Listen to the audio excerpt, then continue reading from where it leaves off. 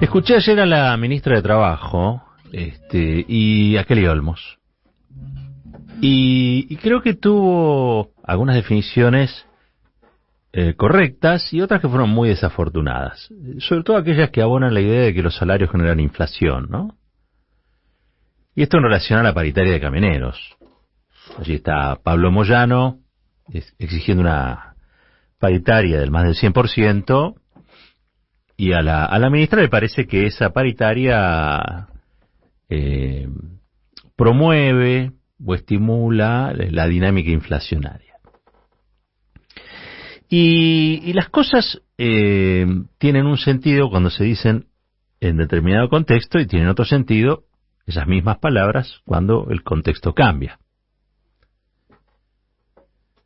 Entonces quizá no es lo mismo plantear eso en un proceso donde el salario viene recuperando su poder adquisitivo, cosa que ocurría durante los gobiernos kirchneristas, que plantearlo en una situación en la que los salarios ya han perdido más del 20% de poder adquisitivo con Macri, algo más con el gobierno de Alberto Fernández, donde también Cristian Carrillo nos contaba el otro día que el reparto entre capital y trabajo, el reparto entre las empresas y los trabajadores, se ha revertido, ¿no? De una especie de 50-50, ha retrocedido. Hoy es prácticamente, han perdido 11 puntos en la participación los trabajadores, las trabajadoras. Es un año en que la inflación realmente va a estar rozando los 3 dígitos. Entonces capaz que eso que dijo la ministra de Trabajo suena raro, es irritante. Pero sobre todo insisto, porque abona esta idea de que la inflación es culpa de los salarios. Y la verdad es que la inflación que tenemos nosotros obedece a muchas causas, pero poner en el centro a los salarios es una decisión política que en las circunstancias por las que atraviesa la mayoría de los que trabajan, casi diría yo, pasa de injusta a hiriente.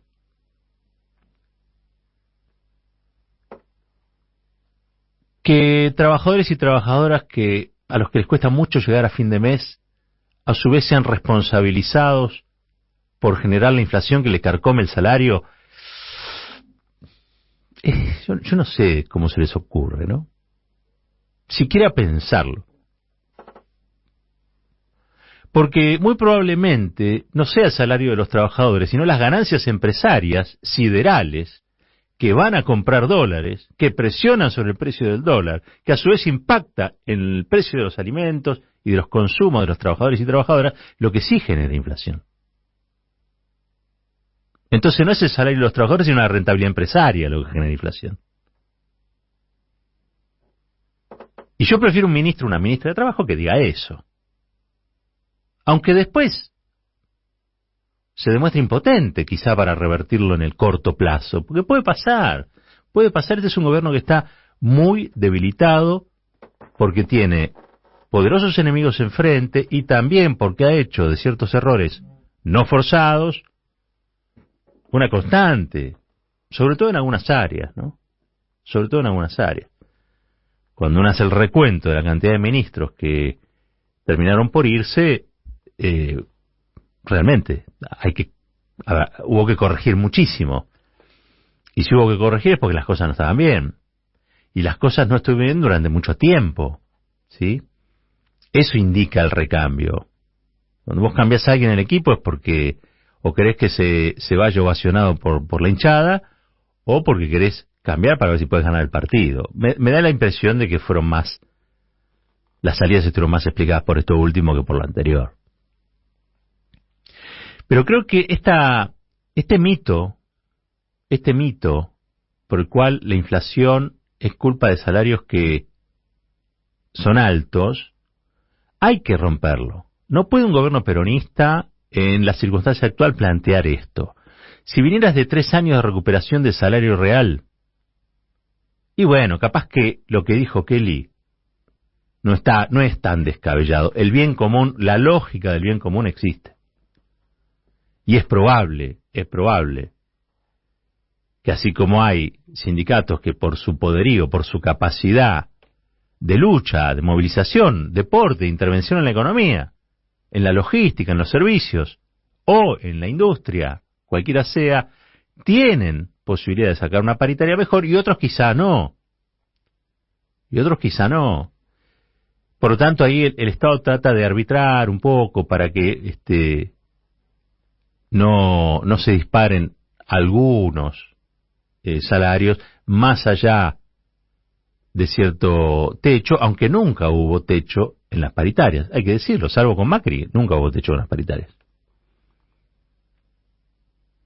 Entonces, se apela a la lógica del bien común, etcétera, etcétera, etcétera. Pero en esta circunstancia, a mí me parece sumamente preocupante que se trate de instalar esto. Como me pareció preocupante también, ¿no?, las fuerzas conjuntas que fueron a desalojar mapuches de sus tierras ancestrales y que detuvieron a mujeres mapuches, las trasladaron 1.300 kilómetros, 1.500 kilómetros fuera de su casa, algunas embarazadas, a una cárcel federal, cosa que después volvieron y algunas todavía están detenidas. Bueno, hay asuntos que son desgraciados.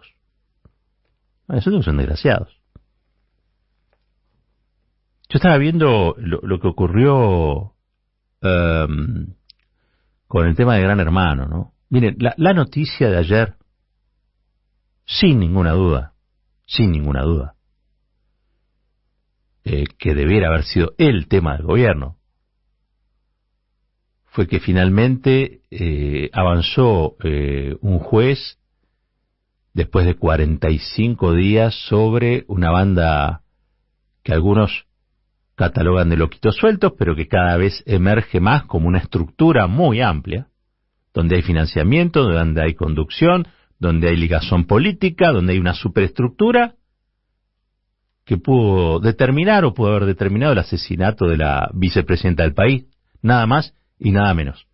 Para mí, esa fue la noticia de ayer, la noticia más grande de ayer. Cualquier otra cosa que el gobierno hablara, iba a conspirar contra sí mismo. ¿Por qué? Porque el gobierno necesita fortalecer a la vicepresidenta. La debilidad de este gobierno es también la debilidad de la vicepresidenta. Y necesita empoderar esa figura y necesita rápidamente, debe estar más preocupado el gobierno incluso que Cristina, dar con los responsables. Porque esos que se la quisieron dar a Cristina, el día de mañana se la pueden querer dar a Alberto Fernández, o a Sergio Massa, o a quien sea. Digo, es preocupante. No hay otro tema público más importante. ¿Alguien puede dudar a esta altura del partido de la decencia del presidente? Ese puede ser el eje de debate público. Es tan importante, tan relevante. Quizás sí, quizás no. Quizá como nosotros estamos dentro de la burbuja que nos interesa, esa burbuja a la que todavía le interesa la política, la economía. Yo creo que la política y la economía le interesan a todo el mundo porque todo el mundo sabe que de la política y la economía depende si llegan a fin de mes o no llegan a fin de mes, si pueden hacer tal o cual negocio, si van a poder reinvertir o no invertir, etcétera, etcétera, etcétera. Yo no creo en esta lógica del círculo rojo, pero entiendo a qué se refieren aquellos que habitualmente dicen no, a los interesados por tal cosa. Bueno, habrá algunos que se interesan con más intensidad. Pero lo cierto es que para mí, no había ayer otro tema de agenda que sostener más que pedir, a partir de los datos y a partir de esta decisión del juez Martínez Di Giorgi, la unificación de las causas, pedirle a la Corte Suprema que ponga más recursos para que la investigación avance, que esto se investigue como un atentado político y no que se siga investigando como si te hubieran empujado en el colectivo, porque lo que pasó acá fue muy grave. Tiene una gravedad institucional que no puede ser removida, ocultada, tapada, molestada por ninguna tontería, porque todo cede en importancia. Frente a eso, todo cede en importancia. Porque desde varios lugares se le viene reclamando al Poder Judicial que tome lo que ha sucedido como un magnicidio, intento de magnicidio, que ponga todos los recursos, que deje de lado las anteojeras, que se descolonice de macrismo. Es más, yo creo que alguien del gobierno tendría que salir y pedir que haya una conferencia de prensa del titular, presidente de la Corte, de los 2 jueces actuantes, de los fiscales actuantes de modo conjunto y que nos expliquen a la sociedad argentina cómo después de 45 días está la investigación por un presunto intento, o por mejor dicho, por el intento de asesinato de la persona a la que votamos la mayoría de los argentinos para que fuera vicepresidenta. ¿Por qué nadie lo aclara? Porque nadie lo pide tampoco. ¿Cómo es la cosa? Tenemos tiempo para decir que los salarios generan inflación, pero no tenemos tiempo para reclamarle a la Corte Suprema que ponga más plata para hacer una investigación judicial. Y no sirve, porque alguien me va a decir, no, pero se le pidió, se le dijo, acá está el tuit, yo dije. No. Ayer era el día para decirlo, ayer era el día para pedirlo. Y le voy a decir más, todos los días desde que pasó son los días para pedirlo. Y todos los días tiene que ser el principal o uno de los principales temas de la agenda. Pero no porque se le ocurra a un juez u otro hacer tal o cual medida judicial. Es el gobierno el que tiene que imponer que esto no sea desalojado con otras cuestiones banales. Puedo decir, ¿no? Es una opinión. Puedo decirlo, ¿no? A mí me parece bárbaro. Yo le quiero avisar a la gente que en esto uno puede y tiene el derecho, como que no, a opinar como quiere. Yo les cuento cómo opino yo en relación a este asunto.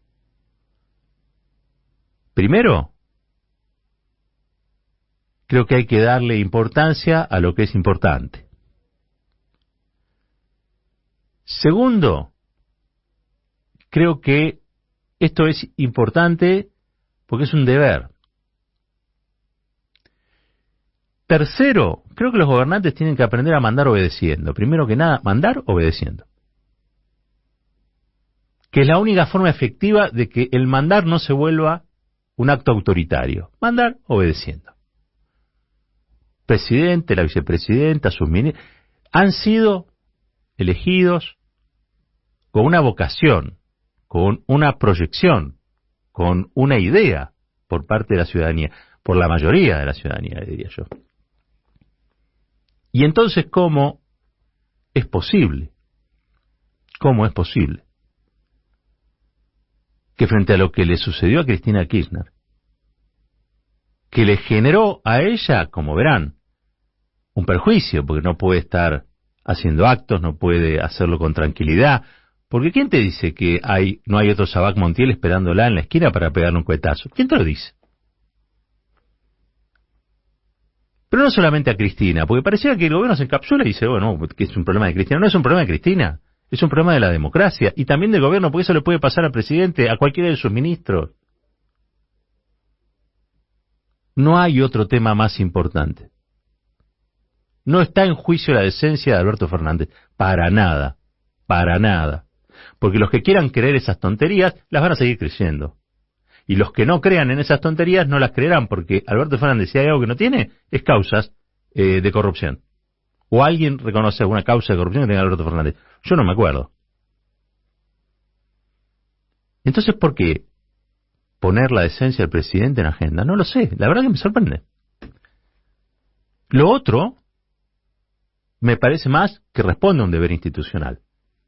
Los argentinos, las argentinas, los votantes de este gobierno, las votantes de este gobierno necesitamos que nos cuenten y nos digan quién intentaba matar a Cristina, por qué la quisieron matar y si ya está desactivado el peligro para que maten a cualquiera de los representantes que elegimos para que gobiernen este país. ¿Es mucho lo que estoy pidiendo? ¿O es razonable lo que estoy pidiendo? ¿O ya no hay ninguna racionalidad? Y nos estamos comportando al garete. Y mientras tanto tengo que escuchar en serio que los salarios producen inflación. No es así. Yo no estoy diciendo ni imputando individualmente, ni personalizando la crítica. A ver si se entiende. Hay cierta astucia política y cierta inteligencia política que es colectiva. Y exigírsela a una persona individualmente puede ser hasta un error. Y puede ser injusto con esa persona. Por eso yo no, habitualmente trato de no hacerlo. Yo describo sistemas o estructuras que determinan, en todo caso, que las cosas sean de un modo. Modo en el que se desarrollan y que uno puede criticar. O opinar sobre ello. ¿No? Pero me da la impresión de que no debería salir de la agenda este asunto. La jefa política del espacio político del Frente de Todos, el mayor espacio político, la mayor corriente, la más masiva dentro del Frente de Todos, a ella se la quiso asesinar. Son preocupantes las revelaciones que tiene el propio expediente. Son cada vez más las relaciones que surgen con otro espacio político. No basta con hablar de los discursos de odio y criticar la violencia política y todas las cosas por la galería. Hay que profundizar la investigación, hay que poner toda la fuerza del Estado para que eso ocurra. Y también yo le quiero sumar que se investigue qué pasó con la custodia. Que se investigue por qué justo ese día que no estaba el jefe de la custodia de Cristina, y evidentemente esta organización lo sabía, sucedió lo que sucedió. Que se investigue, porque no vamos a estar tranquilos hasta que no nos digan quién quiso matar a Cristina. ¿Y saben qué? Nadie va a estar tranquilo, tampoco ellos. Lo que se tenía que decir se dijo. Roberto Caballero y su editorial.